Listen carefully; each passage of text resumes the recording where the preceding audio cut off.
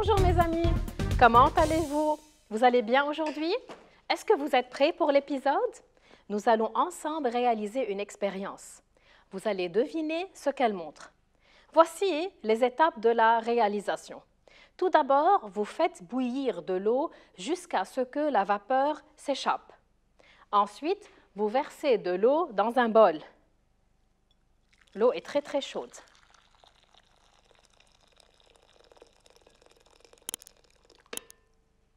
Vous couvrez le dessus du bol avec une assiette où vous avez déposé des glaçons. Voilà, l'assiette est très froide. On va attendre quelques minutes.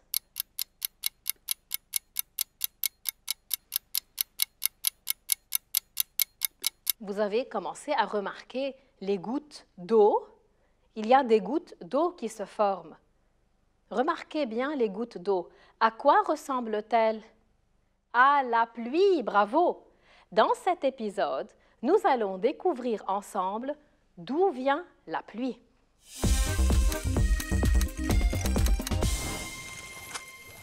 D'où vient la pluie?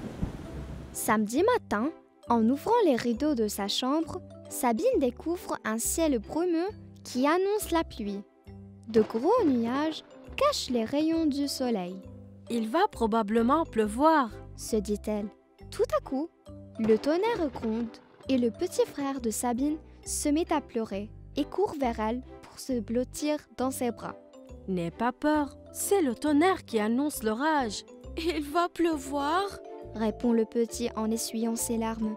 Mais Sabine, d'où vient la pluie? Ne s'attendant pas à cette question, Sabine se dirige vers la salle de séjour et demande à sa maman de l'aider à trouver une réponse à la question de son frère. La maman prend le livre de sciences de Sabine, tourne les pages pour trouver le bon chapitre et lit. De la mer, des lacs, des fleuves, l'eau s'évapore sous le feu des rayons du soleil, mais elle ne disparaît pas. Elle est transformée en millions de particules qui flottent dans l'atmosphère. Quand un courant d'air froid passe, ces particules se transforment alors en gouttelettes puis en nuages.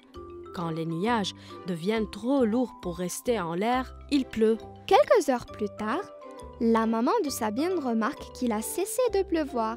Elle propose alors à ses enfants une promenade en nature et veille à ne pas oublier de prendre son parapluie. D'où vient la pluie? Est-ce que vous aimez la pluie? Vous avez peur de l'orage? Certains n'aiment pas l'orage parce qu'il sursaute chaque fois qu'il gronde et les petits en ont souvent peur. Il faut faire comme Sabine. Il faut rassurer les plus jeunes que nous. Lisons ensemble une partie du texte qui s'intitule « D'où vient la pluie ?»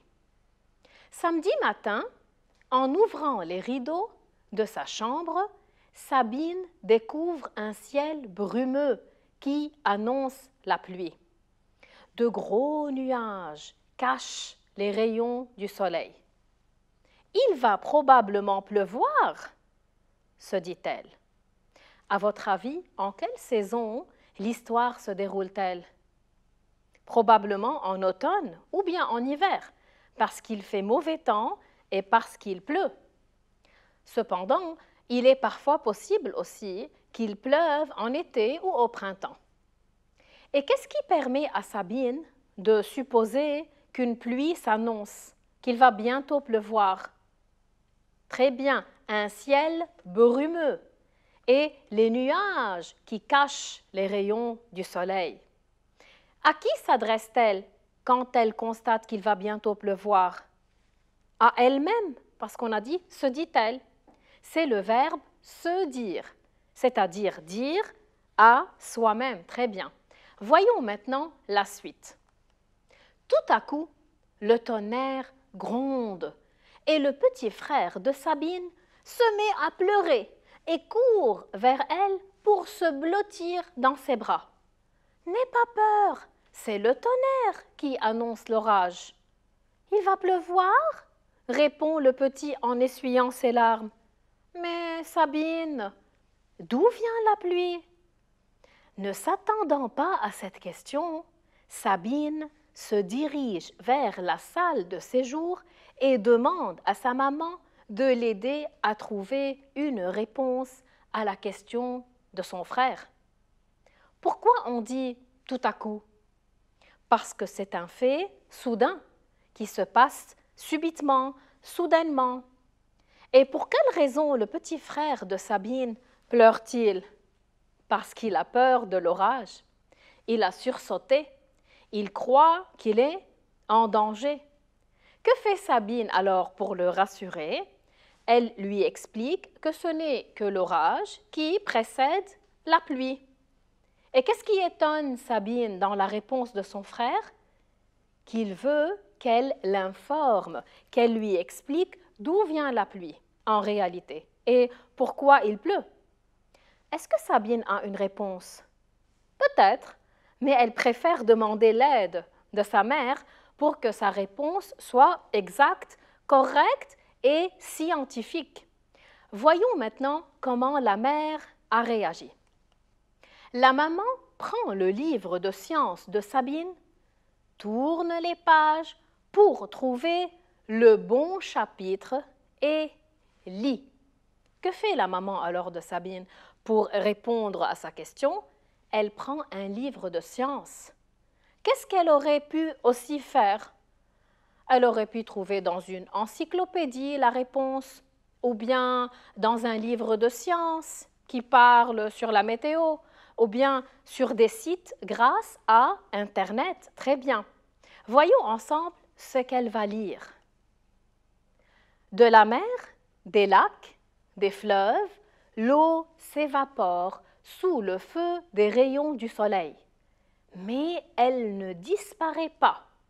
Elle est transformée en millions de particules qui flottent dans l'atmosphère. Quand un courant d'air froid passe, ces particules se transforment alors en gouttelettes, puis en nuages. Quand les nuages deviennent trop lourds pour rester en l'air, il pleut. Pourquoi cette partie est-elle mise entre guillemets?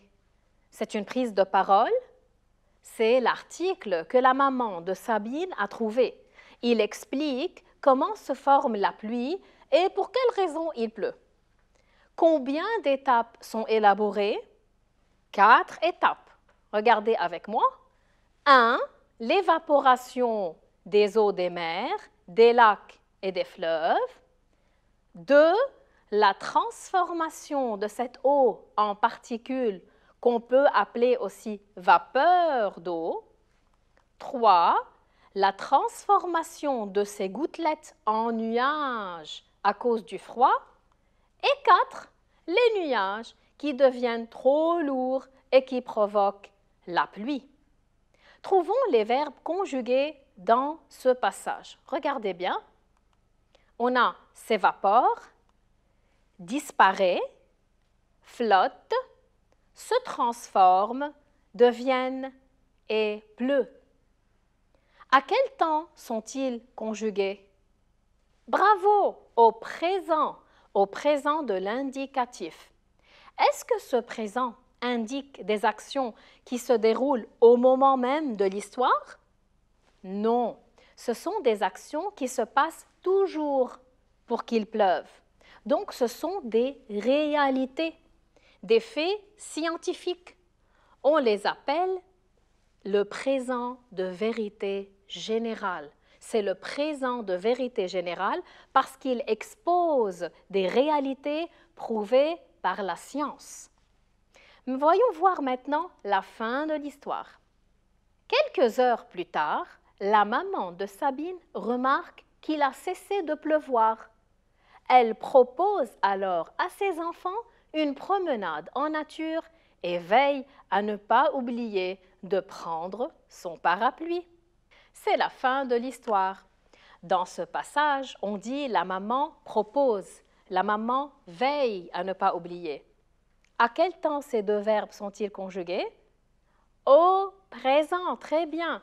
Est-ce qu'il indique ce qui est toujours vrai? Des réalités scientifiques? Non, c'est le présent du récit. parce qu'il y a des actions et des personnages. Très bien. On peut donc employer le présent de l'indicatif, soit pour raconter une histoire, le présent du récit, ou aussi pour évoquer des faits scientifiques toujours vrais qui s'appellent le présent de vérité générale. Et maintenant, il est temps de se dire au revoir. J'espère que vous avez apprécié cet épisode. Je vous dis au revoir, à la prochaine.